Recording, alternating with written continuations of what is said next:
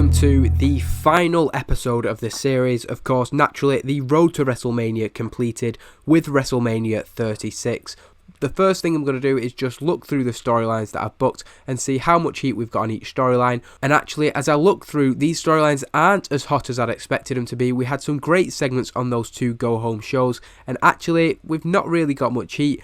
Of course, we're going to be over the demand of at least two storylines with 77 heat, so let's get into the biggest show of the WWE calendar.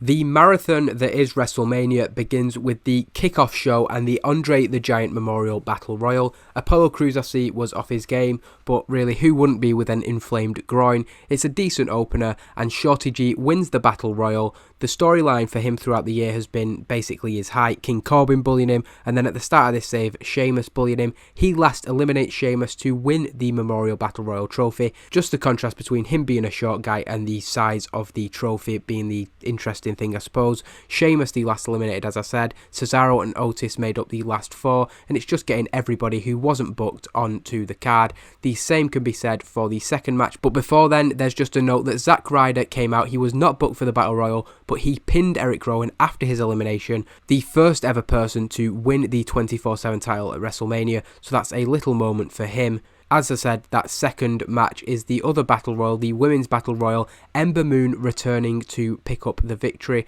Before we go into the Kickoff Show main event, the Women's Tag Team titles, Raw v SmackDown v NXT, and it is Tegan Nox who picks up the win and takes the titles for her team. She pins Nikki Cross. It says there it was an elimination match. It wasn't supposed to be, so just ignore that. NXT take the women's tag team titles. It's a different twist on that. The Kabuki Warriors weren't really doing much with them. If they're going to be on the Raw brand, they're needed in more than just a tag team division, considering there are no other tag teams for them to face. So that's the end of the Kickoff Show. We go into the main show. I've just done a really long video package at the start. Obviously, these will probably be chopped up and put throughout the course of the show, but I didn't really want to have to put a video package on every single thing because there is so much on the card already. So I've just put them at the end here. There's a couple of video packages throughout the course of the show, but the main chunk of it, the main chunk of the non-wrestling angles goes at the start, just so I can go through everything as quickly as possible because, as I said, it is a marathon of a show. The opener gets a pretty good rating, and that's what we wanted. We wanted a really good wrestling match to start the show, and who better to do that than Daniel Bryan and Shinsuke Nakamura with two good performances there. Superb wrestling and great heat, so the Kickoff Show doing a great job of getting the crowd up, but Nakamura picks up the victory over Daniel Bryan. The storyline has been that we need to bring something else out of Shinsuke Nakamura. He has been coasting for a long time. Bryan was not happy with that, but Nakamura sends Cesaro and Sami Zayn to the back during the course of the match.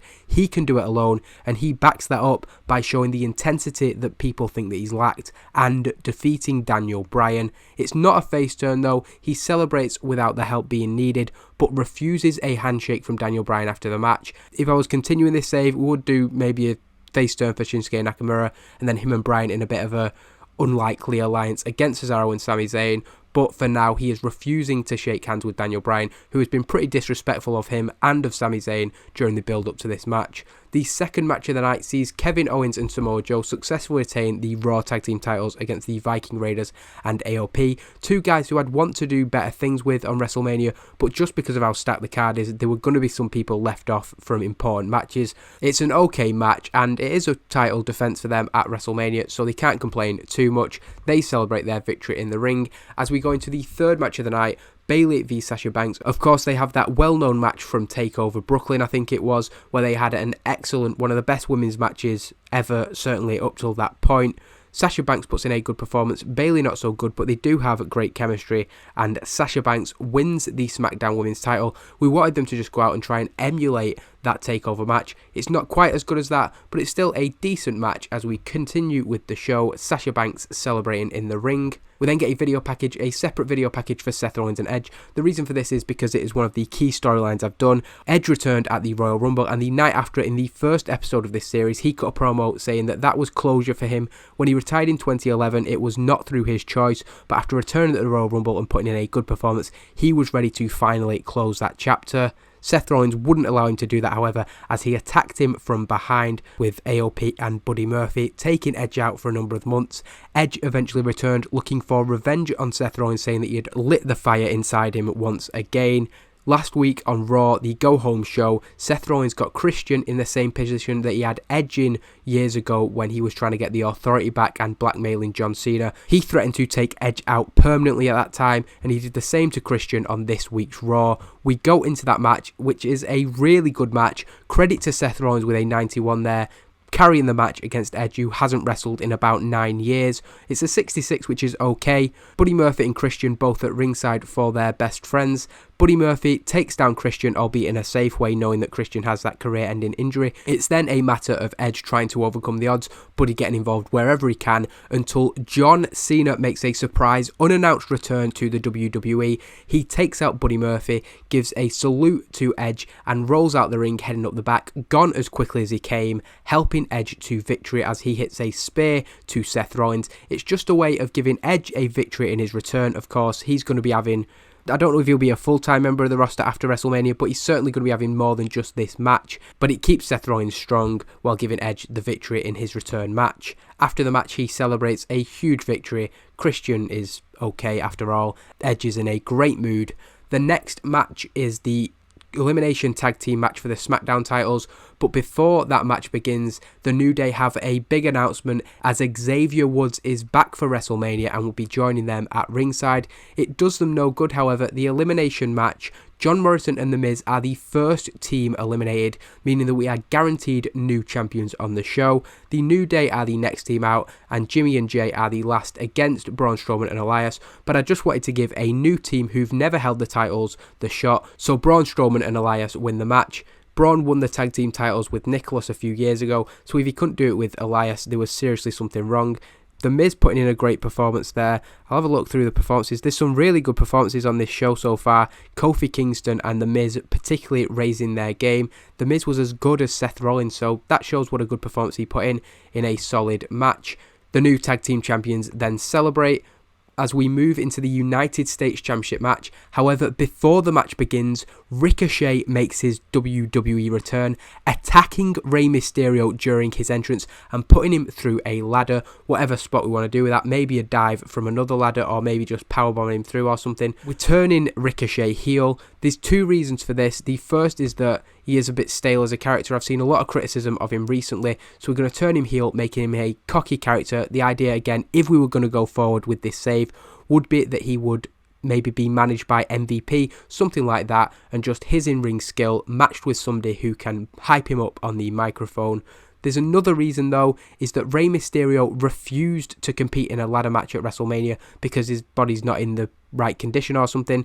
Originally, this segment was going to be Ricochet attacking Humberto Carrillo and taking his place, but Rey Mysterio made it a lot easier for me. I felt quite bad about taking Carrillo out and robbing him of a WrestleMania match, but Mysterio basically volunteered to be the one to get attacked pre-match, and just to keep things going in that heel turn, keep him on a good bit of momentum, Ricochet unhooks and wins the title, defeating the 5 other men involved, Andrade losing the title, and he celebrates after the match. A new start for Ricochet as the United States Champion and with a heel push. It was only something that came into my mind really at the last minute. I did want Ricochet on the show, and I thought about having a heel take out one of the members and then Ricochet be the hero, but turning him heel I think is a good way to take the character, who particularly he has stagnated in real life. We then get the build-up. There should have been a video package there. I hope I've not put it after the Undertaker v Bray Wyatt match. We get the long entrances beforehand, obviously. It's a spectacle.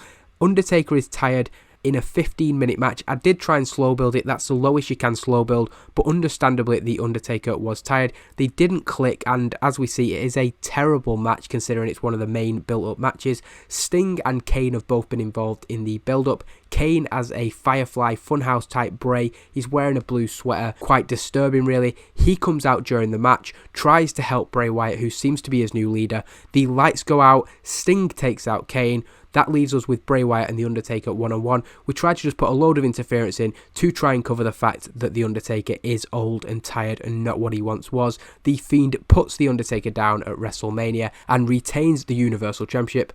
The Undertaker ideally would have retired by now, but if he still wants to keep wheeling himself out for WrestleMania, I'm happy to put over the new generation of stars at his expense, and Bray Wyatt, the Fiend, the new phenom, nobody better in my mind to beat The Undertaker at WrestleMania. as we go into the women's title match. Obviously, off the disappointment of that match, the fans probably would have been down after that match, as it's another time when you're seeing maybe the Undertaker should have retired a few years ago. It had good wrestling and decent reaction from the crowd, but Shayna Baszler becomes the new Raw Women's Champion. This was originally a fairly long match. I had Shayna Baszler going over Becky Lynch. Becky Lynch was furious with her booking, so I just thought that I'd spite her by making it a 10-minute match and a fairly decisive victory for Shayna Baszler. Becky Lynch starting well, but when she was locked in that rear naked choke, she had no chance. A much better performance from Becky than Shayna. She is levels above, and it's understandable that she'd be unhappy at dropping the title, but we are trying to create new stars, and I think it was time for Lynch's run to be over and for her to then have to build herself back up and earn another title shot, etc, etc. Becky Lynch is a better character when she's going after something and she's got a hunger and a drive, whereas I think that she'd plateaued as the champion, and hopefully reversing the dynamic of the storyline with Becky chasing Shayna now would be an interesting direction to take the storyline. After the match, she celebrates with the title. She didn't need Jessamine Duke and Marina Shafir, it is noted. They were in the pre-match battle royal and were as a result unable to be at ringside.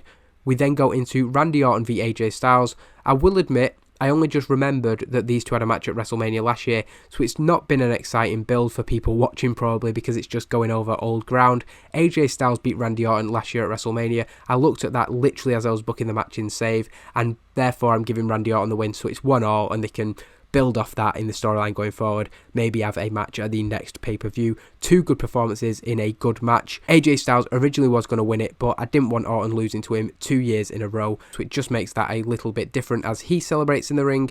We then get a video package for Ronda Rousey v Charlotte Flair, just showing Ronda Rousey's return to the WWE, the shock return. Of course, in real life, Charlotte is facing Rhea Ripley, but I didn't know that when I started this save. I probably wouldn't have done that. I'm sure it'll be a great match and they'll probably build a good storyline around it in real life, but it's not really a match that I would have liked to have booked. Charlotte Flair is defeated by Ronda Rousey in a really good women's match. We gave them 15 minutes. I think we sent them to go. We sent them to steal the show. I wanted them to go out and do the best match possible. I think the other men's matches like Goldberg and Roman Reigns and Drew and Brock aren't going to be steal the show matches, so I thought this would be the one that I could give that note. It got the crowd buzzing, Charlotte visibly tiring, Ronda Rousey doing much better than her in the match. There was a definite lack of psychology on display, which I think is probably a fair criticism of a 15-minute match between these two, but it still gets a good rating, and I'm very happy with how that's come off.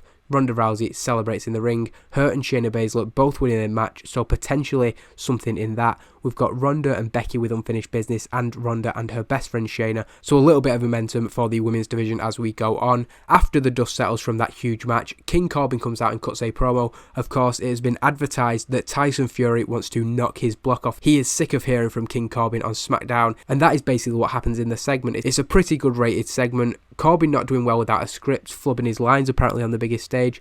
Tyson Fury doing well in the words that he said, but it's more about him punching Corbin in the face, knocking him out. Then Roman Reigns' entrance and him coming down, enjoying the fact that his long-term rival Corbin has been knocked down by Fury, and a little bit of an interaction between Tyson and Reigns. Perhaps they can have a match in Saudi Arabia down the line, or a tag team match together, who knows. Boo, got the crowd buzzing apparently. I did it as a mayhem match just because I wanted it to be reminiscent of the Brock Lesnar Goldberg match that was at WrestleMania a couple of years ago. It's only 10 minutes. The idea they go straight to the outside, through the barricade, all the usual spots of this type of match in the WWE, especially Goldberg matches. Fantastic heat and good wrestling, but Goldberg not really holding up his end of the bargain, visibly tired in 10 minutes. Roman Reigns held back by my booking, so that's fair enough. Reigns did put in a good performance to be fair to him, but Goldberg letting the side down. After the match, Reigns celebrates. He is the man with the best spear in the WWE. Of course, he was outsmarted by Goldberg on the SmackDown before WrestleMania, so that's a good bit of redemption for him as we go into the main event of WrestleMania. I wasn't sure what I was going to put as the main event. When I started booking this, I was thinking Seth Rollins v Edge, but then I wasn't sure how Edge would do in the ring. Turns out I probably wouldn't have had much of a problem because it did get a B+ that match. It was a really good match, and it might be the best match on the card actually. But Paul Heyman promotes the main event, which we now know is Brock Lesnar defending the championship against Drew McIntyre. I did have issues with Brock Lesnar in the booking of this match. I actually had issues with The Undertaker as well, so I had to keep him strong in that match. Brock Lesnar, though, went one step further. No matter what I did, really, he refused to put Drew McIntyre over. He has creative control in the save, and obviously I've not built up Drew McIntyre to a level where Brock felt it was acceptable to lose to him. So unfortunately, as much as I wanted the end of this show and the end of this series to be crowning a new champion, Drew McIntyre, the new face of Raw, leading them into the new post-WrestleMania era, unfortunately, Brock Lesnar's still the WWE Champion, and if I was continuing this save, I'd have to find somebody else who was willing to lose the title too. I'm really disappointed, really, because I wanted Drew going over.